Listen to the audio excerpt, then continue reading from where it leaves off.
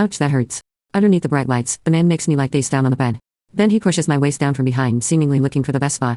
I feel something odd press against me and cry out, telling him to stop. He doesn't though. In fact, he grabs hold of my belt. Your waist curves very nicely, and your legs are long. Your skin is also smooth and flawless. Aside from a minor flaw, your figure is perfect, Nance. Grant. I wouldn't have expected any less of an air stewardess, the doctor said. I lay on the massage table, my face red. My pants were off, and my shirt was wide open.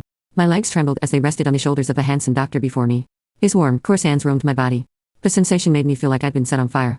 What should I do about my minor flaw? Drive. Gould, my voice shook a little, as I tried to keep my breathing even. He smiled confidently. Rest assured that all the women who come to me will become flawless. He pulled out a jar from his pocket and dug out a handful of a sticky paste-like solid. Then he applied it on the front of my torso. My name was Sabrina Grant. I was an air stewardess. Since childhood, my good looks and slender limbs had always been my proudest features. Still, everyone was a perfectionist. Whenever I thought about my figure, I would look down at my flat chest, feeling insecure. I stood at 5 feet and 9 inches and weighed 127 pounds, but I was only an 8 cup in bra size.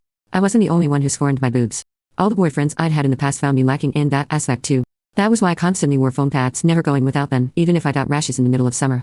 All of this was just so I could hear people say, Sabrina's so skinny, yet she's so well endowed. Whoever gets to date her is a lucky man. Recently, however, the airline company I worked for had changed its uniform. I couldn't wear the foam pads anymore. So, I thought about getting a talk sugary implants that would become an artificial beauty. At the same time, I was a coward. There were news articles everywhere about implants turning into tumors after shifting out of place, or even exploding inside people's bodies. They refused to leave my mind. To make matters worse, I was always flying.